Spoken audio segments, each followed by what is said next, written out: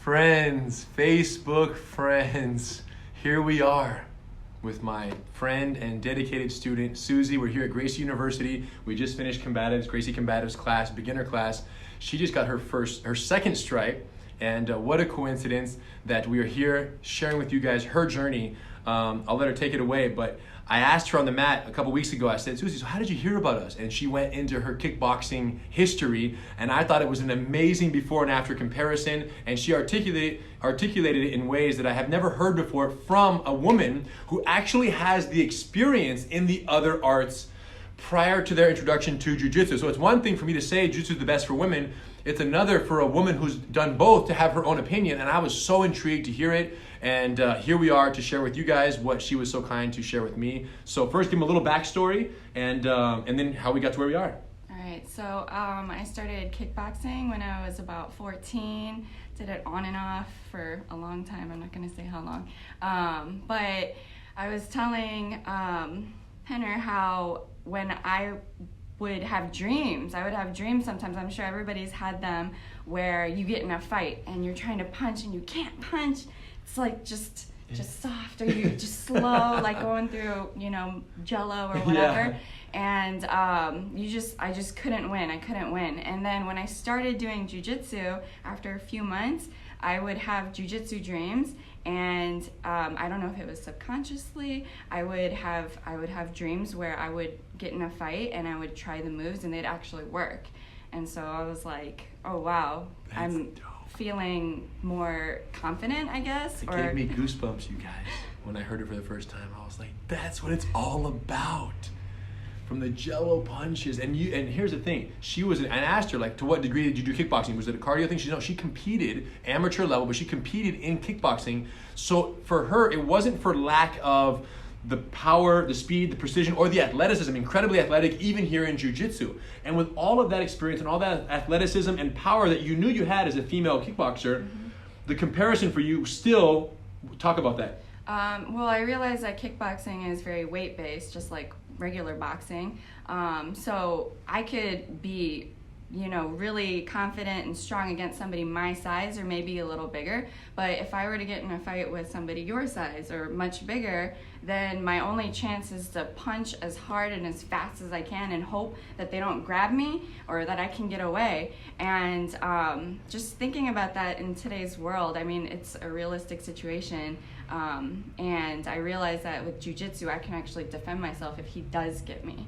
Right. And it wasn't based purely on that strength advantage that you knew might run out. Right. Even with all the training and technique, kickboxing, precision and power, she believed that against a man 20, 30 pounds heavier, it would kind of be washed out and there would be nothing left.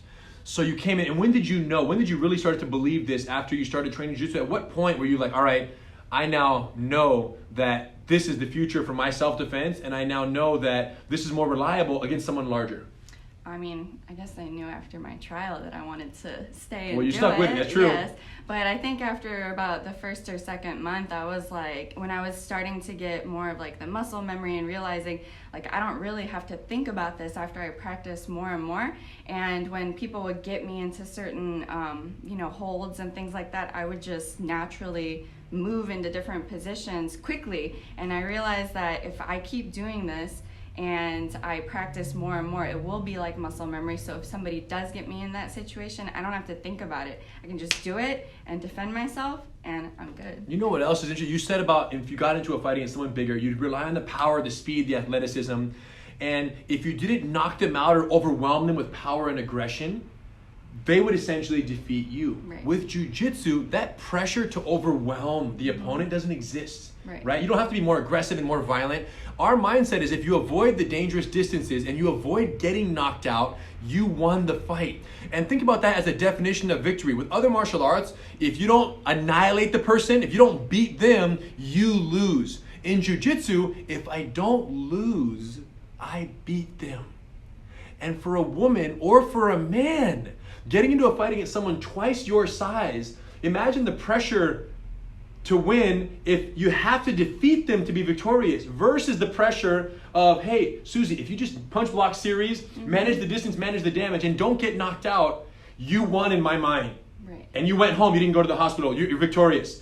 That pressure reduction of what victory, your own definition of victory, is a major release of obligation, pressure, and you know, the onus is on them to not. That's how my grandfather always fought. It was always, Henry, I didn't defeat anybody. It was they who defeated themselves. Right. And the pressure was on them to beat me up. They're twice my size. I just had to defend myself and make it happen. So for you, having that new mentality, it's a different victory of definition for you for sure. Right.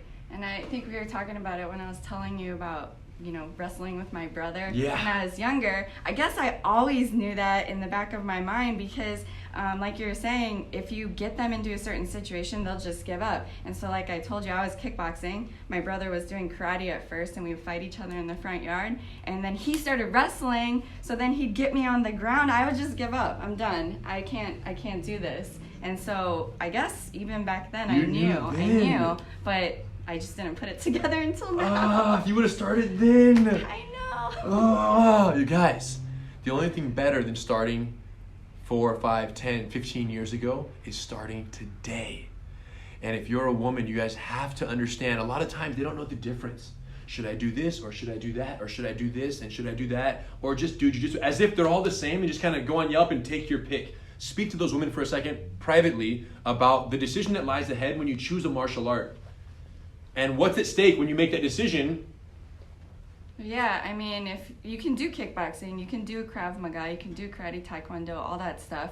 But at the end of the day, it's about protecting yourself. I mean, as much as we want to be just as tough and just as strong, we aren't. We biologically are not. So we have to do something that really, that can give us confidence and give us empowerment to defend ourselves, because that's a realistic situation today. And I think that jiu-jitsu is the way to go. I mean, that's what I'm doing. Right, and that's from her own experience. But I say this: every martial art has something great to offer. She has speed and power and athleticism now because of all her kickboxing that she did. However, if you're going to a martial arts school just to get in shape and to develop your leg strength and to develop your hand speed, that's okay. Then you know where to go, and she can actually recommend some spots. If you're going to a martial arts school so that when the fight of your life takes place and all goes wrong and he does grab you before you eye gouge him and you do end up on the ground and they do end up on top of you strangling you, when that happens, not all martial arts are created equally. Suzi has an opinion. I have an opinion that goes back almost 100 years, right?